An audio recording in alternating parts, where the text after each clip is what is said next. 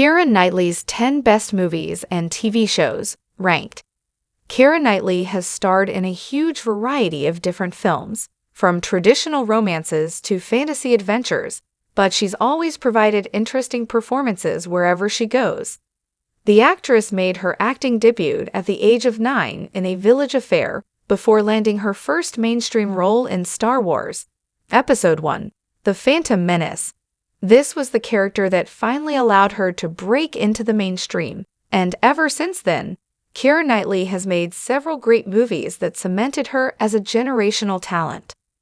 Although Keira Knightley is best known for her period pieces, the actress has made a real effort in recent years to break free of this stereotype and try some new styles that have resulted in some very surprising projects. She's drifted away from the studio blockbuster style of filmmaking that made her famous, turning her attention instead to more independent, creative films and series that really test her abilities as an actress. These have varied across multiple genres and really helped prove that she's more than a romantic leading lady.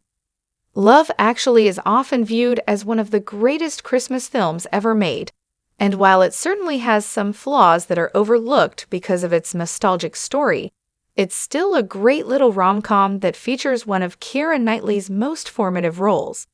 In the movie, she plays the character of Juliet, a newlywed bride who catches the romantic attention of her husband's best friend. It's a very simple character on the surface, but Knightley brings just the right amount of charm and humanity to make this flawed figure much more likable. As a whole, Love Actually is filled with charismatic writing and brilliant performances that make it an undeniable Christmas classic. The film is loved by both critics and audiences alike, benefiting from its holiday setting and getting rewatched time and time again during the festive season.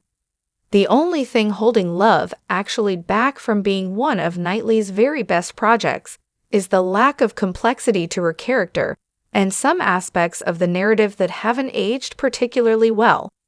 Never Let Me Go is based on Kazuo Ishiguro's novel of the same name and centers around a group of young teenagers who become friends at boarding school but soon learn that certain aspects of the world have been kept secret from them.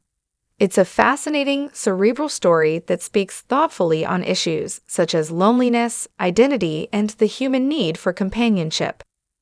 Knightley delivers one of her strongest performances in Never Let Me Go, and her character is undeniably one of the most interesting and multifaceted that she's ever played. Knightley delivers one of her strongest performances in Never Let Me Go, and her character is undeniably one of the most interesting and multifaceted that she's ever played.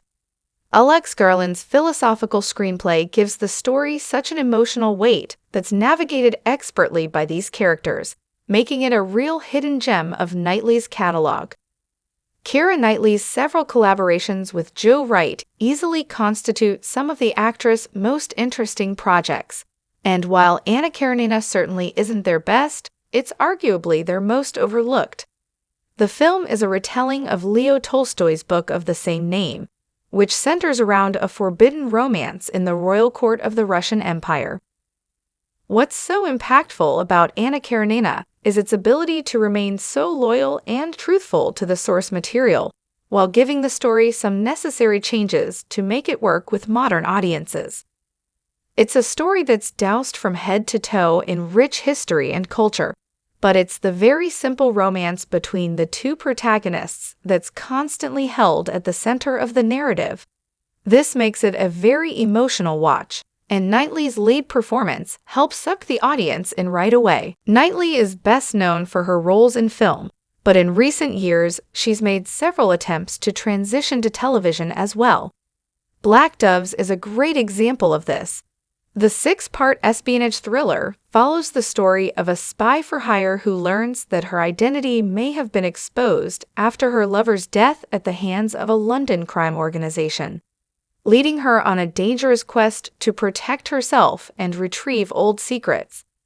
Black Doves received excellent reviews when the first season was released on Netflix, leading to an immediate confirmation that a second season is on the way. The show is gripping, dark, and exciting in all the ways you'd expect from an espionage thriller. But what's truly special about the project is the rich character work and dynamic relationships that let these interesting figures really take center stage. Begin Again is one of the very few musicals under Knightley's belt, and it's surprising that she hasn't made more of an effort to return to the genre. The film centers around a young songwriter named Keira, whose heartbreak following a nasty breakup is resolved when a local record agent notices her and promises to make all her career dreams come true. The film is much more than a typical romance and slash or musical, but rather a singular project that combines elements of both genres to create something truly unique. The film is much more than a typical romance and slash or musical, but rather a singular project that combines elements of both genres to create something truly unique. The chemistry between Knightley and Mark Ruffalo is what really sells this project, ditching an intricate plot for a much more atmospheric tableau of ambition and romance. Dead Man's Chest is the second installment in Gore Verbinski's hugely popular Pirates of the Caribbean franchise. The story takes place shortly after the first film, following the infamous pirate captain Jack Sparrow and his new friends as they set out in search of the heart of the legendary Captain Davy Jones, which he believes can free him from his ongoing debt. However, the crew soon devise their own intentions for the treasure and begin to turn against each other. Although it's the best of the Pirates of the Caribbean sequels, Dead Man's Chest still has some problems that would later become fatal for the future of the franchise. It's overlong, it's messy, and the story isn't as succinct as the first.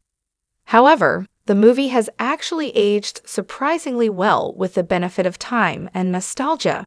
It's a very ambitious project, and it's the kind of overly adventurous movie that doesn't really get made today. This makes it a unique entry in Knightley's catalog and one of the most fun to rewatch. The Imitation Game is a historical biopic that focuses on the life and work of Alan Turing, the British scientist responsible for cracking the NASA's Enigma code during the Second World War. The film details his efforts to help the British cause despite his inability to fight in the military, building a machine with the help of his fellow mathematicians that would eventually turn the tide of the war from the shadows. While it's Benedict Cumberbatch's lead performance that's often remembered when discussing The Imitation Game, Knightley's turn as Joan Clark also deserves immense praise.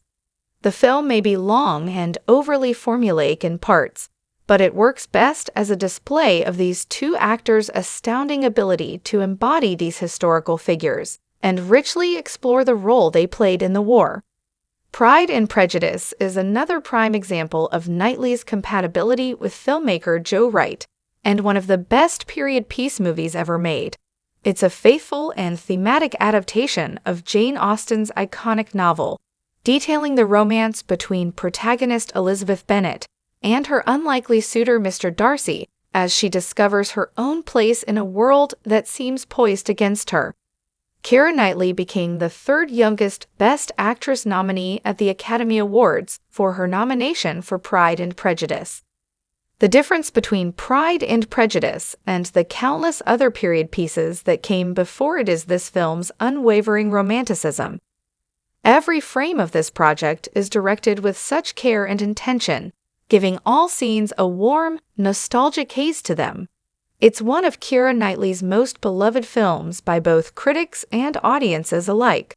With 88% on Rotten Tomatoes and 4 Academy Award nominations to its name, Pirates of the Caribbean's Elizabeth Swann is likely the role that Keira Knightley will always be remembered for, and that's certainly not a bad thing. The Curse of the Black Pearl is a near-perfect adventure movie that capitalizes on the genre's tropes in a way that feels both familiar and new, taking audiences on a swashbuckling adventure that ushered in a whole new era of blockbuster filmmaking in the early 2000s.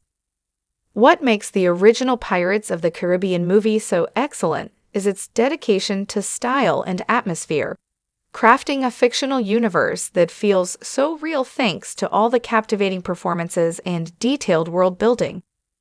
Knightley's character is just one aspect of this, as Johnny Depp and Orlando Bloom also stand out among the extensive cast as Captain Jack Sparrow and Will Turner. Although Atonement is mostly remembered for its emotional ending, the entire film is a masterclass in how to create a compelling on-screen romance between two characters while letting the details of the narrative play out effortlessly in the background. The film centers around two lovers, played by James McAvoy and Keira Knightley, whose lives are destroyed when the latter's jealous sister lies about their relationship. Atonement is anything but a typical romance. There's so much complexity and ambiguity to this story that makes it fascinating to watch, as nothing is ever quite what it seems with these characters. The only thing that's assured is their love for each other, and that gives their dynamic and absorbing element that's very rarely captured on film.